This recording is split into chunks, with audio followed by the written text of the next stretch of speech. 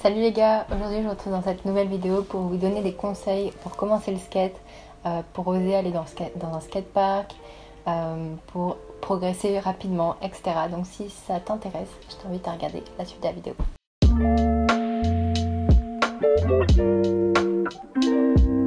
Donc déjà pour commencer, il faut savoir si vraiment le skate t'intéresse.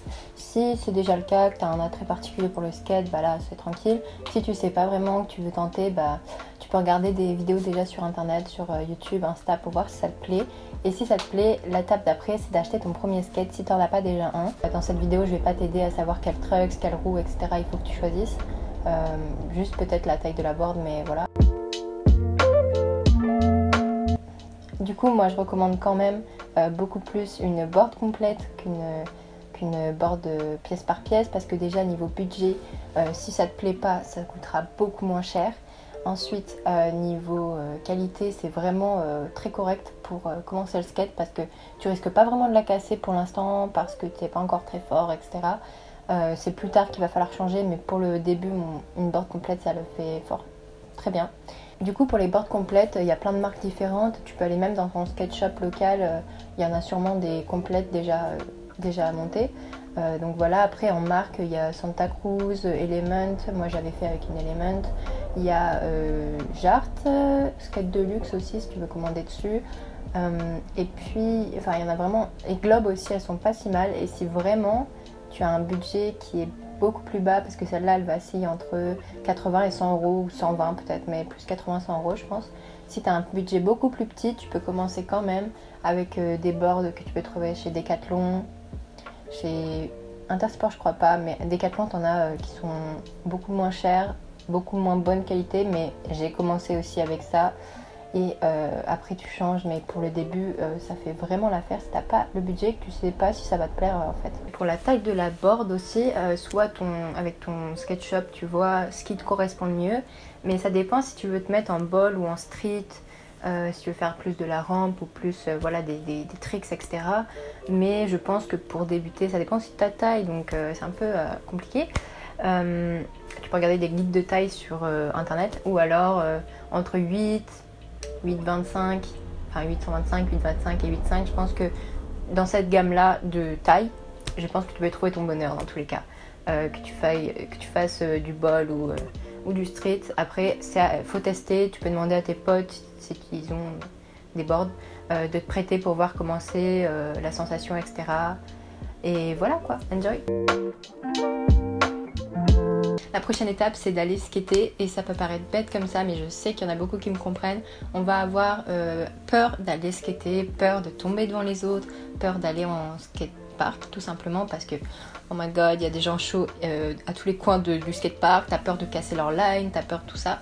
Mais faut qu'on se mette un truc dans la tête, enfin que vous mettiez un truc dans la tête, c'est que tout le monde a commencé un jour, et si les personnes viennent te juger parce que t'es débutant en traitant de poseur ou des choses comme ça, parce que ça arrive souvent, faut aussi se mettre dans l'esprit que c'est pas ce que reflète le skate en général, c'est pas tout le temps comme ça, faut pas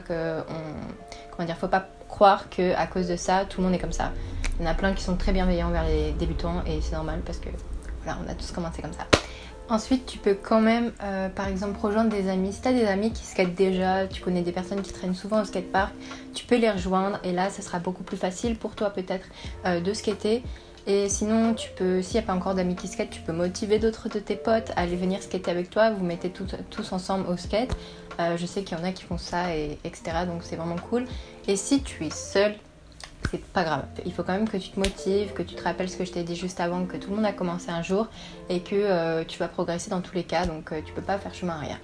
Donc tu peux déjà t'entraîner un petit peu devant chez toi, si t'as une route, si t'as un trottoir, des choses comme ça, si t'as peur vraiment d'aller en skatepark, et tu commences à prendre un petit peu de niveau comme ça, tu regardes des vidéos pour commencer à être à l'aise. Tu peux aussi te déplacer en skate, faire des petits trajets au début et après tu augmentes le trajet. Fais quand même attention aux routes, etc. Parce que on sait très bien que des fois quand on sait pas bien sauter des trottoirs ou des choses comme ça, la board elle peut partir et aller sur la route. Et là tu peux te la faire soit écraser dans le meilleur des cas, soit tu peux te faire écraser dans le pire des cas. Mais faut pas se mentir, faire du skate c'est beaucoup plus fun, en tout cas pour la majorité des gens je pense, quand tu es en groupe, quand tu as des personnes avec qui faire par exemple des game of skate ou des choses comme ça. Donc si tu n'as toujours pas franchi l'étape du skatepark et que tu n'as personne encore pour skater, tu peux quand même rejoindre par exemple, regarder sur Facebook s'il n'y a pas des personnes de ta ville qui ont fait un groupe pour skater, etc. Il y a plus ça dans les grandes villes. Par contre même dans les petites villes je sais qu'il y a des associations de skate où tu vas pouvoir trouver des gens de tous les niveaux et je pense que c'est encore mieux quand tu rejoins une association parce que t'es sûr qu'ils sont bienveillants je pense dans la plupart des cas envers les débutants. Donc tu peux faire ça, essayer de voir avec ton skate shop local s'il ne connaît pas les associations, etc. Tout ce qui se fait dans ta ville par rapport au skate et voilà. Ensuite, la prochaine étape que je veux aborder, c'est comment progresser et rapidement et constamment on va dire. Alors, pour progresser, la première chose qu'il faut faire, c'est skater régulièrement, vraiment. Si tu skates, comment dire, une fois toutes les semaines, une fois tous les 15 jours ou des choses comme ça, tu progresseras pas très rapidement, tu vas un peu perdre, comment dire, la motivation, etc. Et vraiment, si tu peux, après c'est pas évident pour tout le monde, mais si tu peux essayer de skater assez souvent, c'est le meilleur. Ensuite, si tu peux pas non plus skater tout le temps, tu peux quand même prendre ton skate et faire tes petits trajets en skate parce que tu vas gagner de l'aisance déjà, de l'équilibre et tu vas quand même continuer de skater, donc tu vas pas perdre le truc. Ce que je conseille aussi c'est de skater, et ça m'a trop aidé, de skater avec des personnes plus fortes que toi, voire beaucoup plus fortes que toi, parce qu'en fait quand vous allez faire des game of skate, moi j'ai commencé mes game of skate, je faisais ollie et chauvite je crois, et en fait tu découvres de nouveaux tricks et du coup à côté tu perds ta game of skate, c'est pas grave, mais à côté tu peux commencer à travailler ces tricks, etc. Tu les tryhards et après tu as un nouveau trick et du coup tu peux un peu plus continuer la game of skate, etc. Et c'est comme ça qu'après tu commences à être là quoi, t'es dans la place quoi, t'as tes tricks et tout, parce que t'as fait des game of skate, les gens ils te font découvrir les tricks et ça c'est cool parce qu'ils peuvent te les expliquer avec leurs petits tips à eux. Donc ça je trouve que c'est un truc super cool. Voilà. Ensuite tu peux regarder des vidéos sur l'internet, globalité, il y en a des milliards déjà de tricks que tu connais pas que tu peux essayer de voir. Ensuite il y a plein de tutos sur YouTube pour faire des tricks.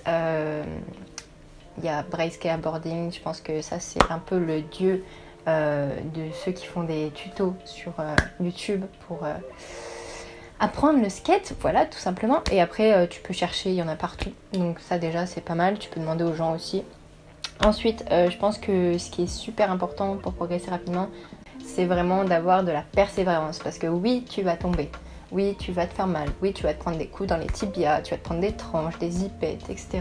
Oui, ça faut se mettre dans le crâne, ça va t'arriver, mais c'est pas grave, tu vas te relever et tu vas remonter sur ta board et tu seras un peu sado et tu vas continuer comme ça jusqu'à que tu aies mis ton tricks, et ça c'est la sensation que tu auras mis ton tricks, tu vas voir, c'est incroyable.